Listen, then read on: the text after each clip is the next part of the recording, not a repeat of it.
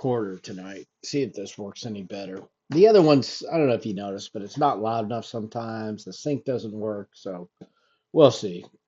I can fix some of this stuff with the editing software. But anyway, okay, mutual funds.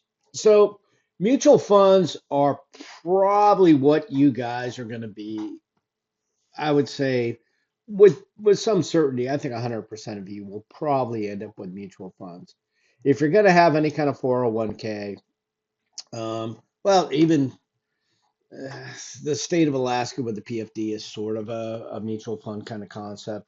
What you have is, I've talked previous weeks about individual stocks, which is kind of interesting, but it's maybe requires a little more skill, maybe a little more luck. It's not sort of the, you know, whatever cruise control type investing that you probably should be involved in. There's what they call, well, not what they call, but there's investing and there's speculation. And because I get bored with stuff, I tend to gravitate more to speculation. Is that smart? Would I be money ahead if I would have well, I do kind of a combination of both. But to tell you the truth, investing, more safe, not stupid, but safe. You got to be in the stock market for the most part. If you're just in government funds or something like that, those are too safe. Those are there's risk and reward, and there is no risk with those things, so there's really no reward, and you're not even going to outpace inflation. But with mutual funds, you're going to be involved in the stock market for the most part. And this chart. I probably referenced it a couple times. I may have had this slide in here before, but I mean, we are talking from the turn of the previous century. So, this is what 1902 and up to about 2014, and it just continues to go. This sort of, you don't have to be a genius, and this is even logarithmic, so it's tempered. I mean, it could be more vertical, but anyway, you get the general drift. There is no flat line. This is going up roughly about 10% per year. Now, there's going to be bad times, That's why you don't put money in here that you need to necessarily live on in the next year or something. This is the 2007, 2008 kind of thing. This was the Great Depression. Wars happen, other things happen, but there's ups and downs. Now, what you don't want to be is somebody who's like, oh, they told me I was going to get in all these investments, and now I'm losing all my money. I'm done. I'm just getting out. Boom, you lock yourself out here at the bottom. Nope. If you just would have said, oof, I'm round tripping it. This is not good. But you know what? Because I know the history of these charts, all I got to do is stay put and look at this. This is taking off like a rocket. And then, you're back whole within a couple of years. So maybe not till 2012. So 3, 4 years it took you. And then you're back off to the races. So as long as you don't, you have a little bit of discipline, you know, don't buy high and sell low. Nope. Write it out, dollar cost average, and you'll get that 10% is what you're after. Pretty good. It will give you some insight, and like the Big Short is pretty educational. The only problem with the Big Short is it teaches. It's pretty pessimistic. Pretty, Wall Street's a bit corrupt, and it kind of shows the darker side, which exists. But and also it kind of makes heroes out of the people who show that whatever that people on Wall Street are always betting for failure, and so it becomes kind of its own thing. So a lot of times companies aren't really in that bad a shape. The market's not that fragile. The market's not necessarily failing. But in my mind, the Big Short has kind of led to a lot of people forecasting the next stock market crash. And so these people will forecast the stock market crash basically every year. And then when it actually happens, they say, see, I told you so. Well, yeah, but you were wrong about the previous 5 years. If I would have pulled my money out the first time you said the market was going to crash, I'd be sitting on the sidelines and I would have missed out on 5 years of growth before the crash happened. The crash really wasn't that bad, or there was still time to get out. So I don't know. There are some people who always are forecasting doom and gloom, and they claim to be heroes when the market actually has some sort of burble, some sort of disruption. But, the joke about those guys is that, they claim to be right out of, two out of the six, downfalls they've predicted. Their track record's not great, but once in a while, like a broken watch, they're right, a couple times. Dumb Money, an interesting show, kind of entertaining. It's about shorting again, and it's about sort of the big boys. It's a David and Goliath story about big Wall Street firms manipulating some stocks, and some of these guys are gamers or whatever, or really into theater stuff, and so the subjects of these. Dumb Money and the meme stocks were primarily AMC theaters and GameStop, and theaters are kind of doomed, to put it mildly. I mean, studios are turning out content; they're not necessarily turning out movies anymore. Everything's mostly gone streaming. Maybe there'll be some revitalization, but it's probably not a safe bet betting on theaters to come back. And then GameStop, a lot of people have ties to it from their childhood, maybe, but it's still tied to retail, which is a bad sector for the most part. And there's other delivery methods for getting games and stuff. So anyway, but the other one problem with it too is the movie's not necessarily accurate. They make it look like the big guys who took the short positions were hammered, which they were, but they showed the big winners being the small retail guys. Well, no, it was actually kind of another sector of Wall Street came in, saw the situation, took advantage of it, and a lot of the retail guys, they didn't have the sense to get out before it kind of settled back down because, as I said, GameStop and AMC theaters are probably not strong companies, and given enough time, they'll settle back into their kind of weak positions. Wolf of Wall Street, I've whatever. If you're offended by language, this is not for you. Um, it's interesting though. It talks a lot about the pump and dump stuff. Pump and dump means that you buy stocks, and in the movie what he uses are a lot of cheap stocks, little penny stocks that aren't under SEC regulations. So you can make all sorts of claims. And if it's a big C corporation, publicly traded, and you make those statements, you might find yourself in jail. Well, with the small, they call them, penny stocks, the yellow sheet stocks, the ones that aren't controlled by the SEC, nobody's really paying attention. And there's not as much oversight. And so the stock manipulation can happen because not as many people are watching it until it gets absolutely out of control, like it did with this guy. Think it's Jordan Belfort, real guy. I mean, this is actually a true story, and a lot of it is a story, but a lot of it's just about his decadent lifestyle and his downfall. There is some Wall Street stuff in there, but for the most part, it's just you know people that are just a very low morals, and I found it entertaining, but that doesn't speak about my character very much either. Crypto cycle, speculation versus investing. I think I've talked about that. Speculation is kind of what I get involved in, and that's not necessarily a good thing. I mean, gambling is the extreme, right? Gambling, you really have odds are against you that you're going to win. Speculating is sort of like gambling, but maybe the odds are slightly in your favor, but it has those same addictive qualities. Investing is more methodical. That's better. That's where it should be.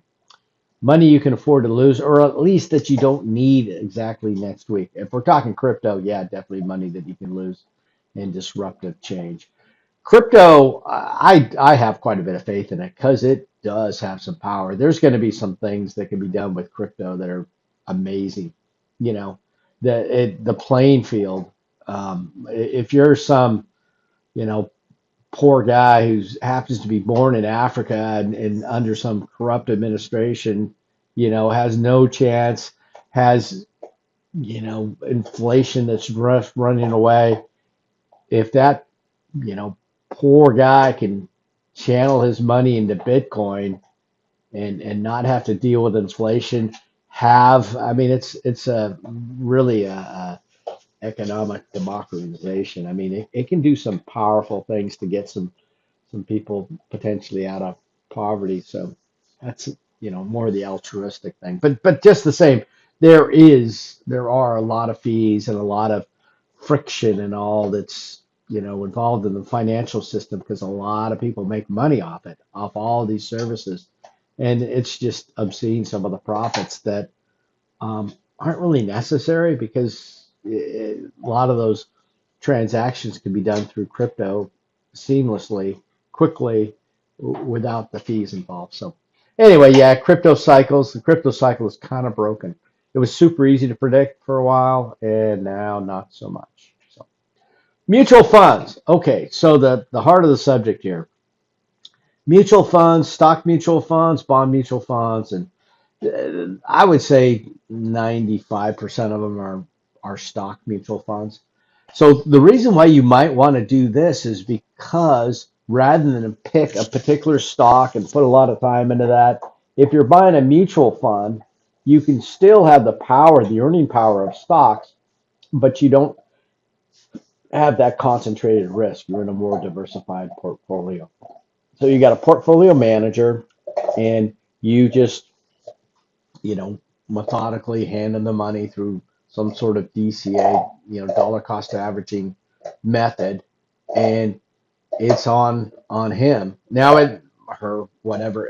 It may also be just an index, and we'll talk about index versus, tightly managed accounts. But anyway, it's gonna provide some diversification, which we'll talk about.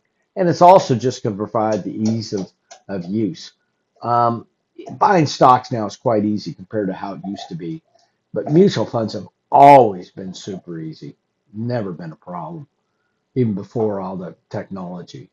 So the motives, just like I said, small initial investment, yeah, they're happy to go with whatever amount generally.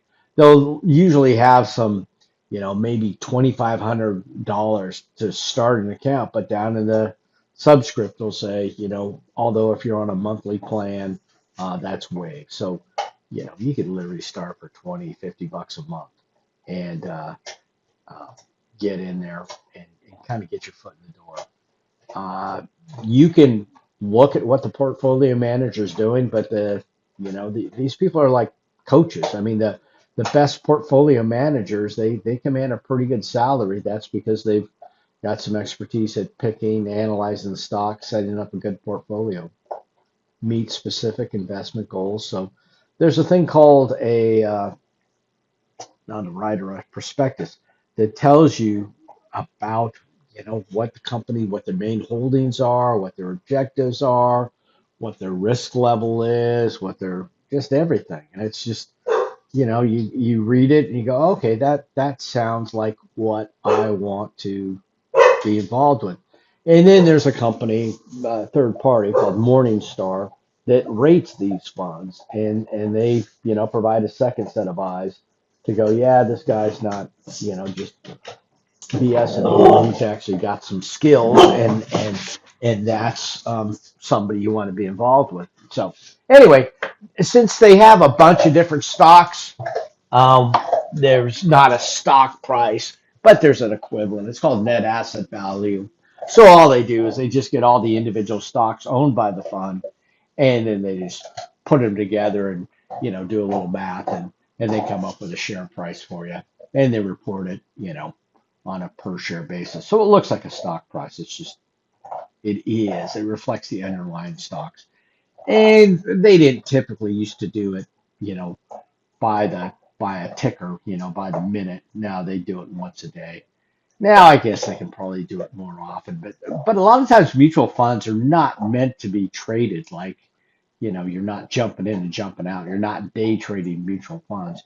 In fact, most of the time with most mutual funds, they'll have uh, some sort of prohibition on actively trading the fund. Because if you're the portfolio manager, and you're coming up with this concept of how you're going to manage all the money, and you got these speculators jumping in and out throughout the day, you don't really know what you've got to deal with in terms of assets under management. And so they'll say, nope, we only allow a couple trades per month or something like that to preclude those people. It's more of a long term kind of thing. But anyway, it's ideal for where your retirement's gonna go or something like that. You find the fund and you just start investing in it and bada bing. If you've ever heard of like Berkshire Hathaway, that was Warren Buffett's big fund. Uh, Fidelity Magellan was a big one. There's just some funds that they've just got this history and people have just you know made their wealth through a couple of those funds. Load versus no load. Yeah, don't do a loaded fund. Load refers to like a commission that's charged on the front end. If there's a salesman involved, they'll typically get a load, and you don't need those people. It's not that complex a product. You don't need a stockbroker involved. And the problem is that they take their money up front, which is not what you want to have happen because time value of money again. If they take the money up front, then that costs you in the long run because that money, that initial seed money that you're putting in on those, first couple months is huge. So we'll show you an example of that. So here's a load versus no load. So I invest this in no load, so there's not going to be a commission or any of that kind of stuff. $5,000, it all goes to work for them. 250 shares. Goes up to 5,500. He makes 10%. Sweet. Okay, here's the same one, 500 or $5,000, but there's a silly load going to the broker commission. So that's $200. So you really only invested 4,800. So you really only bought 240 shares versus 250. You redeem it, and you end up with 5,280, and you only got a 5.6 yield. So it's only $200. Well, you nearly halved your return by doing what you did.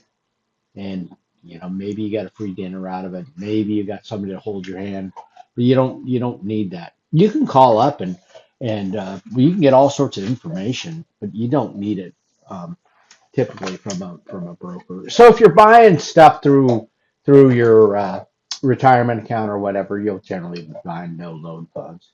Loaded funds are people that usually actually go out and solicit you. They actually find you and go figure. They got to make a whole bunch of phone calls before they get upon somebody who's going to actually purchase from them. Background mutual funds. Yeah, there are different fees that go on. You've got this manager themselves, the portfolio guy, he's got to be paid. You've got other costs. So they'll have an expense ratio, 12B-1 fees. Anyway, so you got to keep track of what those fees are. Now, if it's somebody like, if it's Warren Buffett and he's getting me, 20% a year forever and ever, yeah, if he's got a 2% fee, I'll gladly pay it. It's like a football coach or somebody. If the team is winning, yeah, they'll get the money and they deserve it. But if the team is getting clobbered year after year and you're paying them a huge expense ratio, then yeah, they don't deserve it. So don't just say out of hand that, oh, that's too much. It's it's like some of these CEOs that get a ton of money. Sometimes it's a scam. Sometimes, they're doing things for the company. And if if the shareholders don't pay them, they'll take their services elsewhere. All right. Relationship between expense ratios and performance. Lower. That's all things equal. But see, the yields are never equal. So tend to outperform if it's just based upon expense ratios. Now, there are some things where you're just investing in index markets, index funds, and you're just buying a segment of the market. So there are no management fees at all. And again, we'll talk more about that.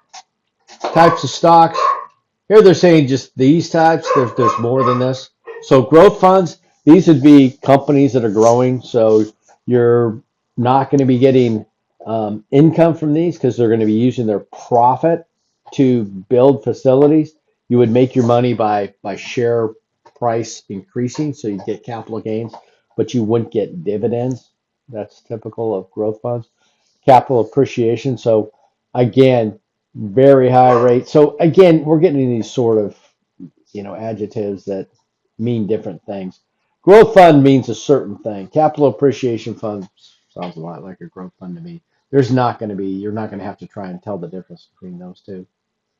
But um, small caps, mid caps, there are actual terms that can go along with these, in terms of so many millions, billions of capitalization before they're, small cap. But again, a small cap is typically going to be a company that's growing fast. Small caps turn to 10 into mid caps and then they grow. And if a company is going to have sort of a growth evolution, then the next thing would be, okay, here they're growing, they're using all their profits to invest it. Here they're getting bigger, they're being successful, a little less risk perhaps, maybe there's not as necessarily volatile of growth as the small ones. And then now they're getting matured, and this could also be, probably indicative of large cap. They've grown, they're a big company, and now their share price isn't necessarily going to be going up that fast. So in order to attract investors, they're not going to be impressed by the share price, but they will be impressed by the dividends. So these are just sort of the companies that they would put under the mutual fund to comprise that type of fund. So a small cap mutual fund would have a bunch of small companies. These are all they're referring to the underlying assets. Here's a balanced growth. So again, we could go on forever and ever. A little bit of both in this one. Sector funds. This is a whole kind of a different animal. This is like, because these ones are just, they aren't saying anything about staying in a specific sector. Although that might be implied. For example, if you're in the tech, technology sector, that's probably going to be in a growth fund because technology is always changing, kind of always growing. Um, but it could be defense, it could be oil, it could be energy, it could be all kinds of different sectors. And then they could be done geographically. It could be, Vietnam, it could be China, it could be Canada, whatever. It could Central America. It could be those kind of sectors. Index funds. So index funds, this is kind of sort of the red pill solution where it's like, okay, all these guys buying and trading stocks, they think they're really slick. They're moving all this money around, but all they're doing is creating a bunch of churn. And if they would have just stayed with a position in the market's going up enough, the expense ratio would be damn near zero because nobody, a computer's doing all the trading. Nobody's really involved. In fact, there is very little trading. It's just buy and hold positions. Then you've got international stock funds. So international sounds like global, but it's not. International means everywhere but the United States. Global means everywhere to include United States. Socially responsible. These were kind of a thing, and they're still out there. I mean, my point would be that good companies are, for the most part, socially responsible. Being socially irresponsible can be very costly. Let's say there's a company called Union Carbide that you guys have probably never heard of. It used to be quite a big company, but they were kind of making batteries on the cheap in a place called Bhopal, India, not being great environmental stewards. Boom, the plant blows up, a whole bunch of people die, the stock goes to zero, and they're gone. So, it doesn't, people will, you could argue about different car companies. This one makes EVs, or this one has a green reputation and stuff. And I think that's reflected in the stock price. You don't have to, it's really tough to figure out what is socially responsible, but that gets more political. Each to his own. One person's socially responsible may be another's. whatever. But I would look at the performance as well. But socially irresponsible companies, I'm definitely against those because they're not good investments. That catches up with you. You know, that's if you're building your products in a sweatshop and that gets out, that's not going to be reflected well in your stock price. Other types of stock funds, yeah, you can just start combining it out however you want. ETFs were mutual funds are just such a huge segment, and the exchanges kind of felt like they were missing out. And then also some of the stockbrokers themselves wanted to get involved, and then also people wanted to trade some of these funds on a more regular basis. They didn't want just a buy and hold position. So ETFs kind of emerged, not terribly different than mutual funds, but there wouldn't be prohibitions on high frequency trading or any of that kind of stuff generally. Vanguard, big huge company. Well, I think we've looked at Vanguard's website before. A big behemoth, and I'm taking you through there in terms of you can work on it with your projects. Um, Bond mutual funds, so same sort of thing. If you want to split up and you want to get in a range of bonds, you remember bonds are different than stocks. Um, they're going to be equity positions. In this one, Ginnie Mae, Freddie Mac, some of these other things, they're going to be government bonds, mortgage bonds tied to people's homes. So not super high yielding, but may have tax advantages for certain people. Corporate bonds, a little higher risk because they're in the private sector rather than, government entities. But just again, a combination of bonds and a different type of product. Again, they're when people say, "Oh, I'm in mutual funds," the bond funds would definitely be the exception. I've never held any, but they are. Well, actually, I did have a short-term bond fund. It was paying 8% for a while, but the interest rates were out of control at that point. But 8% on a short-term bond, it was, and no risk. That was pretty sweet actually. But that was a particular time. I think that happened. Golly, it was when my youngest daughter was born, who's now 30. So that's been a few years. But maybe, circumstances will come back around. High yield junk bonds, yeah. So this is kind of what they talked about in The Big Short. They had these things, they called them collateralized debt obligations, CDOs, and some of these things. And it was basically this is what happened in The Big Short, where they got all these mortgages that were kind of garbage, but they put them together in a big pile and they kind of diversified it. And they said, oh, yeah, that other stuff was garbage, but now they're in a big pile. They're somehow better. And yeah, so that's the same thing with these, junk bonds in a bond fund. Um, you are diversified. All these companies would have to go out of business, but the fact that they're in the junk bond category means, yeah, they might all go out of business. So slightly less risky than than you know just holding individual junk bonds, but not much. Munis, people will do that sometimes for tax purposes, but you'll look at the yields and stuff, and you have to do a little bit of math to see whether they're competitive or not. But municipal bonds, so when they want to build a bridge, fund a school, do something like that, they'll put bonds out there, and then bond indexes, same sort of thing as a stock index. They just pick a particular index, they buy across it, and then you go. International bond funds. So you're adding in another element here when you start going international. Typically, maybe a little bit more risk because you're going to build in the exchange rate risk, and you can also diversify them based upon the maturity of some of these bonds. Risk and return. So yeah, it all gets back to the underlying companies. That you're still involved in stocks, but because you're not tied to a certain segment, let's say for some reason you thought hard drives, or well, hard drives are kind of static, but let's say uh, processors you thought, or chips or something you thought were gonna, really go up in value, and you could consolidate your bet and put it all in Nvidia, which, tell you the truth, would have been a great investment.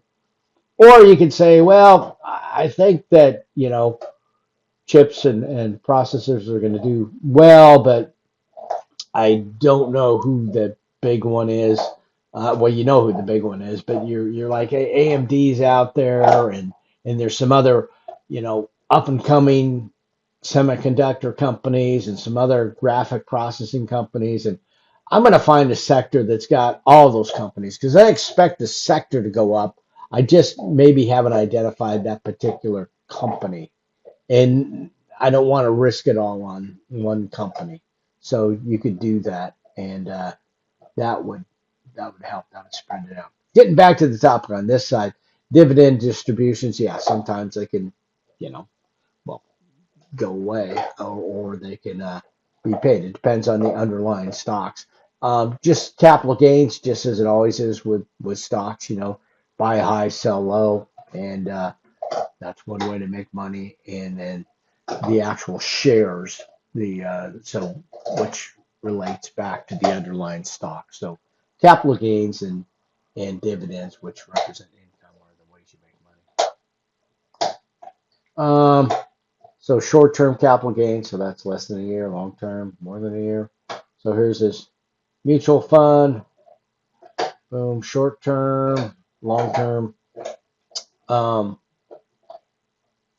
so income was $1,000 taxed at 15. Here, okay, so they made money on the short term, but because the tax rate was higher, um, typical tax on long term is 15%, right? And typical tax on short term is whatever your wage rate is. So let's say you're in the 28% tax bracket based upon your earnings. That's where those numbers come from. So anytime you're kind of on that window, if you can not sell within the year, it almost halves your tax rate. Now, if it's crypto or something like that, you might not want to stay in because you might go up and down if it's that cyclic. But for most cases, if you can get into that over 1 year category, it's quite helpful. So that's what happened in this case. Made more money, but ended up with less money. Risk from investing, so it's the same as the underlying stocks. The market risk, trade off, risk and returns. Yep, yep. So it all, when you look at a prospectus, you'll see the underlying assets. And we'll do that here in a second. We'll go to one of these mutual fund sites and I'll show you a little bit more. Moderate, high risk. Right. Yep. That is correlated. Risk and return. Same thing with bond interest rates. If the economy changes, if the interest rates go up or down, it affects the desirability of your fund. And then also the company may default, may not pay back. Always a risk. Obviously, with stocks, the company may go out of business. Here's what they're showing the risk return. So um, as the return goes up, um, the risk is typically correlated. Here, you've got what you want, obviously, is the highest return with the least risk. And it's not necessary. If it was this linear, um, yeah, everybody would be doing it. But trying to find out what the growth stocks, some of these companies are going to gravitate toward the higher return without having as much risk, and that's what you would want. Here they're saying the foreign growth stock, you've not only got a foreign company with the inherent currency risk, but you're a small anyway, just going to be a riskier shot. Um, but anyway, it's not quite as easy as they display it on the chart. Here's the bond fund. So government bonds with no low risk, but low return. Now you can get a higher return by tying it up longer, but if it's a rate that's not really exceeding inflation, it's not great. Here they're out here tying up money, making a long-term bet with junk bonds. Yeah, high risk of default.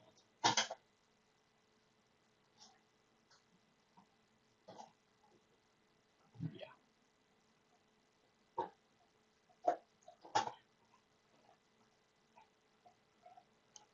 Short-term bonds. Yeah, so you're not making the bet out there as long. When I talked about getting 8% on my short-term bond, it wasn't that risky because they were flipping them quite quickly. More factors were known. The longer, it's like making a weather forecast. It might be easy to forecast tomorrow, but to forecast 2 weeks out is inherently riskier. So conservative, moderate, and then high risk.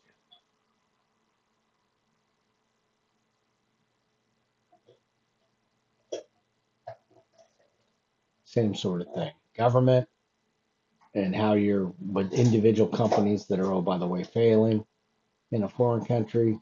Yeah.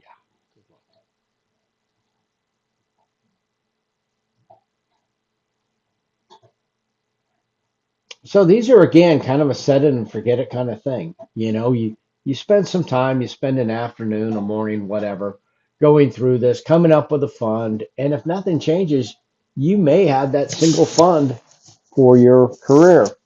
And the thing about this is, this may you may be making these choices when you go to work for a new company and it's their 401k plan. And so if you walk in there not knowing anything about mutual funds or haven't considered any of this, you're going to be kind of hurting because you don't want to appear pure ignorant on your first day at work, but yet you're making choices that will probably affect you for the rest of your life. So that's why spend a little time maybe when you're trying to work on the term paper for this class, you'll be familiar with the terms and you'll make, good choices. There's that prospectus I was talking about. Normally on online type things, you will have to tick a block or something like that. And it's kind of like a, end user license agreement that you're used to just kind of, hitting accept and moving on with software. Yeah, this is a little more serious. This is actually something you want to read. And it's generally not even that much legalese or any formula. It's usually fairly easy reading. And it's more of a marketing pitch. But it does have, put some constraints on the portfolio manager. It says, we'll engage in this, we won't do this, and it sort of puts some limits and some handcuffs on them. So it's if they end up not making money or they end up losing money and they went outside of the limits of the prospectus, they're in big trouble. So investment strategy, past performance. So again, stocks and mutual funds are based upon, you know, um, future future yields. So, past performance is not indicative of future earnings. So keep that in mind. Fees, expenses, all the different fees, everything's going to be spelled out in there. What they see the risks are, how dividends are going to be done. Dividends and capital gains, typically there'll be something on the block where you'll just tick the block saying, reinvest because it's just easier that way. You don't need, to be getting little small checks and generating a bunch of extra paperwork around tax time. Just typically hit click reinvest dividends and capital gains and it just keeps everything easier. Minimum investment, how to buy. Anyway, we'll look at some selectors. Fidelity, quotations for mutual funds. They're quoted just like stocks. So net asset value, that NAV, takes a position of the stock price, how much it went up and down.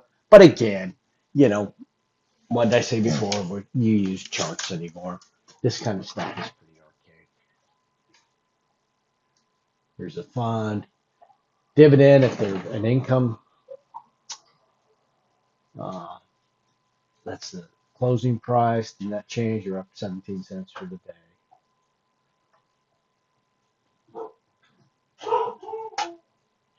Easy.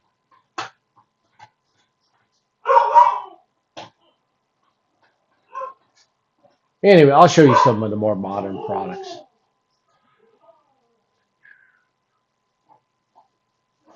There is an organization put together by the mutual fund companies themselves, but usually individual websites, there's not, you don't necessarily have to stay away from this company or that company. There, most of them, I've never found any of them that are unscrupulous. They couldn't handle the reputational damage. They're all pretty good. And if you go to work for a company, they'll usually have chosen, two or three companies which, from which you can choose from. And depending on what company it is, probably be Fidelity, it'll probably be Vanguard. Maybe if it's an educational thing, they tend to go with T. Rowe Price, or there's a couple others that are, just depends where you're working, but it doesn't really matter. Diversification, you've already got diversification through the mutual fund itself. So the one thing that you have to look out for is kind of the false diversification. You go, oh, okay, I've got this Fidelity fund. I think I want to check and see what this Vanguard fund is. And then you look at the underlying assets and they're all the same.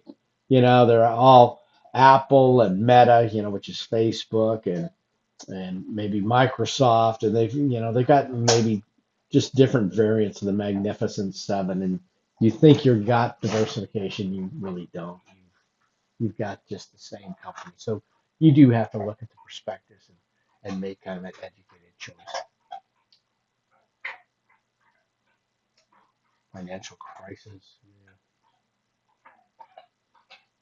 yeah, but if you would have stuck with it, if you panic and jump out at the bottom, these authors are always, it's not the end of the world. Things go up and down. It's a low volatility. We're investing for the future, not for next week.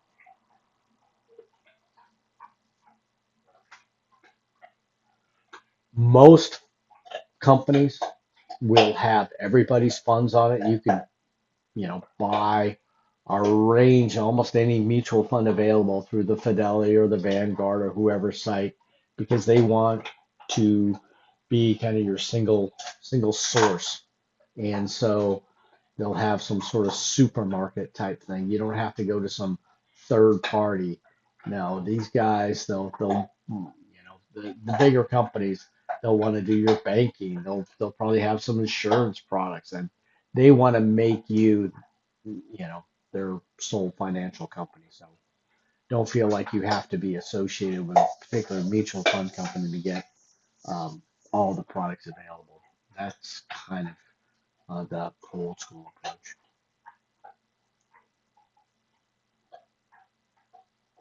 Here's where they've got some corporate bonds. So yeah, if you're buying stock funds and bond funds, that's certainly diversification.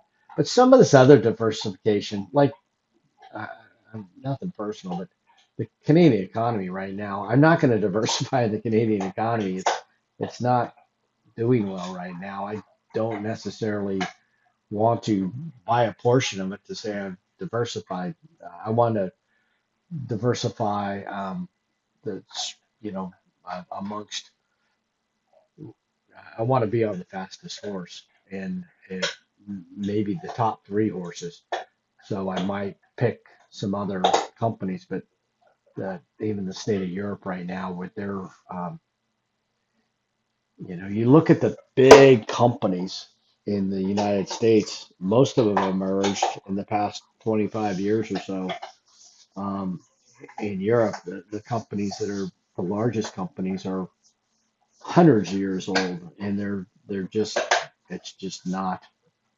the GDP relative, Europe used to be around 20%. It's down, I think, 15, 14, and dropping. So, um, yeah.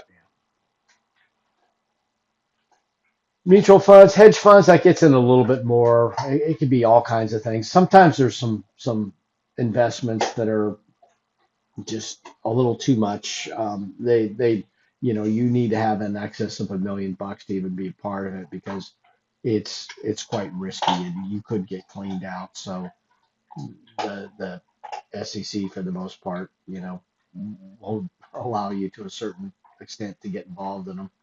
Some of the scandals, yeah, Bernie Madoff was a guy. This is I mean, the people who did this, they trusted this guy. He got them basically 20% year after year after year, and told them it was absolutely no risk, and it was a scam. You don't get those kind of, Warren Buffett. Um, you could look at his underlying companies, and you go, oh, this is how he's doing it.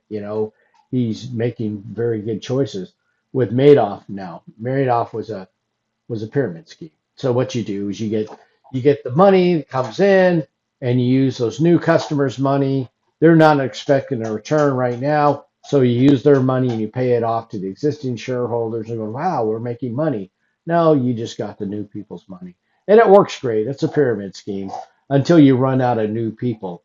When you don't have any more new people, then the pyramid collapses because there's no money to pay the old people and they start to wise up that it was a scam the entire time. But what he was offering was, you know, huge reward with no risk, and those two do not go together. So he was a crook, but the people who did it were naive.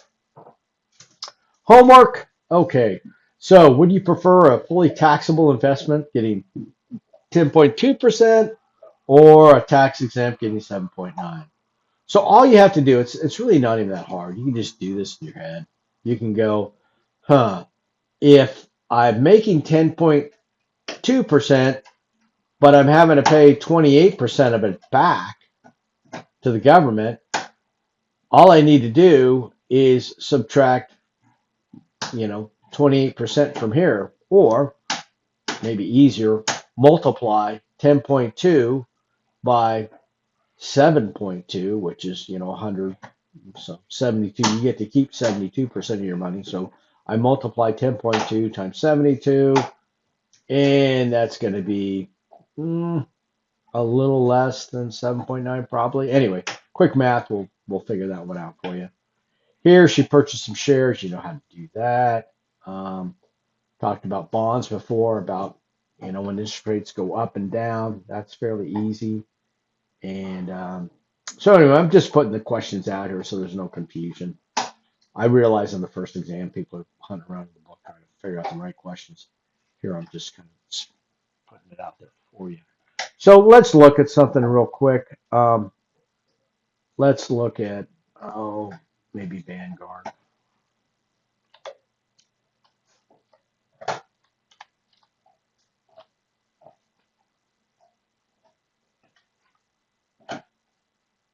I don't think the screen capture is kind of getting the whole picture here, so I might shrink this down a little bit once we get to where we're going, product services.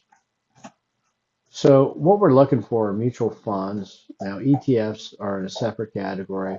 These are closely related, but let's say we go to mutual funds and shop all the mutual funds. We don't need to open up an account.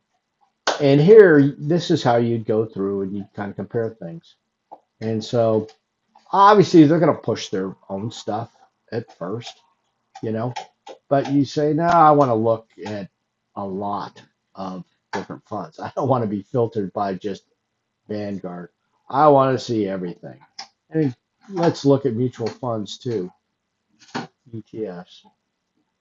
And so now we got more funds. So we got the Vanguard ones. I don't want just, okay, I told you they weren't going to do this, but they're doing it. I don't want just Vanguard. I want it all. Hmm. Well, I'm sure there's a way to do it on this one. But we might just punt and go to Fidelity.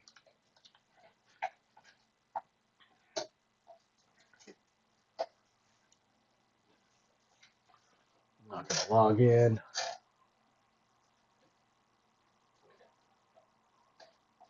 Let's see.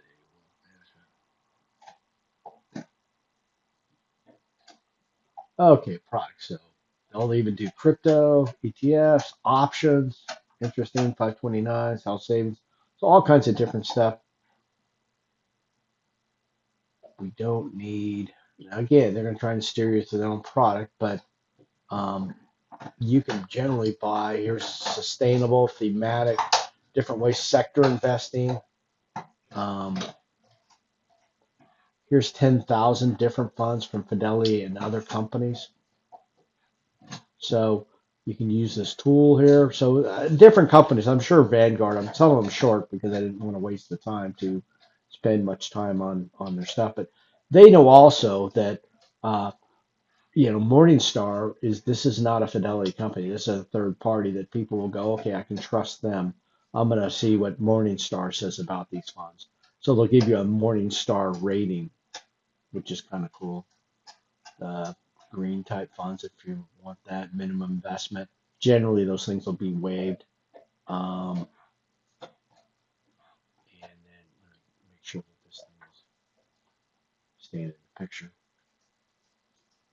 Um, but anyway, nearly 10,000 funds. So you can go through all the different sectors, figure out what it is you're interested in. U.S. equities, 2,400 funds. So there are typically more mutual funds than there are underlying companies. I mean, there are just so many mutual fund products out there. And you can say, I want certain attributes. I want a high Morningstar ratio. Here's the Morningstar ratings. If you want to buy it, you just click on it. I mean, this is just dead easy. So you can go through and spend some time, filter around to what you want. Look at what the companies are. Um, let's just pick one. So blue chip growth. That's kind of an oxymoron because large growth. Usually large companies are kind of tapped out. I'm interested to see who they've got. They probably do have Apple and some people like that. Let's see. So Morningstar's got them in a large category. So again, Morningstar category, that's kind of helpful rather than whatever the company's marketing department calls them. So you kind of, compare apples to apples across different companies. Inception's been around for a while, quite a while. Expense ratios right there, net asset value. What you're more interested in is it growing. You want to see the trend. Um, Here's how it compares to some other indices. So this is a lot more valuable than some tab data. Here this is the fund itself. These are other large growths. Um, more information. Now here's these holdings. So again, like I said, so a lot of these companies I invested in they were the small category. Now they're calling them a blue chips. But this is pretty much the Magnificent Seven, right? NVIDIA, Apple, Alphabet, which is Google, Amazon, Microsoft. So you're buying the Magnificent Seven right here with a couple others, but these are not small folks coming out. So a lot of cool stuff. And and to tell you the truth, there's probably no strain from this. You do so with your own peril. This is sort of a proven sort of platform. If you bought back here in 2016, it was worth 12 grand, and if you went with the purple line, it's worth 65. I can do that. You can do that. As opposed to your gold that then also goes up, and then look at the historical performance of some of those things. The inflation's going to be creeping up like this at a certain angle. It's not going to touch that purple line up on the top. And your, you know, savings account, it's going to be crawling along here, and your buying power is going to be descending. So, anyway, lots of good reasons to get in on these things. And there's these, these websites are very well done. Um, all kinds of information. They've got the prospectus kind of written in here for you. They may formalize it before you actually invest in it, but it tells you everything you need to know, all the disclosures, they're a listed company, super easy to start an account with, folks. Here's the performance. So 20% in a year, 37 over 3 years, these are all annualized. But the life of the fund, 13.39. And I said 10 was good, you know. These guys they're doing well. So anyway, the Russell 10,000, they're just showing that as a benchmark. That's what those guys are getting. And here's the uh, large growth category average. Um, they're doing better than the average consistently. Yeah, yeah, they are. So, I mean, whatever. You put a little more time into it, but you could pretty easily get a pretty good insight to what you're looking at. And then there's a whole bunch of other stuff. There's that prospectus. Then it's going to have a lot of the same data, but in more, legalese type format. Um, Again, user friendly, but they're going to cover all their bases here. It's going to have your performance and all the rest of it. Last thing I wanted to talk about was the I talked a little about index funds, and I talked a little bit about actively traded type funds. And so there's always a dispute over what's the better process. You know, does somebody getting in there picking stocks individually and putting in all this work? Sometimes it doesn't always work. Sometimes the people who just sort of buy and hold, and they buy the index, and they pick a selection of good companies, and they just don't trade them anymore. Their expense ratios are typically quite low, very low, and they don't miss out. They're not, jumping in and out of the market at the wrong time. They're not doing market timing and blowing that, which is market timing is exceedingly hard to do. It seems simple, but it's not. And so anyway, there's a podcast that talks about that, and that's going to be another segment of this. It's just a mutual fund kind of podcast. It's an old NPR type thing. It's getting kind of dated. I probably need to update it and switch out the example, but and again, it uses Warren Buffett and it uses a guy from Vanguard, and you know, I think Buffett takes a position that index funds are better, and the other guys like, oh no way can you compete against my skill as an active trader, and they put $1 million on it, $1 million bet going to charity or something, and I think the index fund wins, just the buy and hold strategy. So that'll be something else out there. All right, enough for tonight.